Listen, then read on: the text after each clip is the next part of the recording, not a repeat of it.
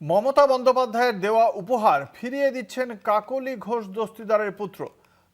কাকলী ঘোষ দস্তিদারের পুত্র পেশায় চিকিৎসক বৈদ্যনাথ ঘোষ দস্তিদার তার স্ত্রীকে যে উপহার দিয়েছিলেন মমতা বন্দ্যোপাধ্যায় এবং তাকে যে উপহার দিয়েছিলেন সেই উপহার ফিরিয়ে দেওয়ার ঘোষণা করেছেন সমাজ মাধ্যমে।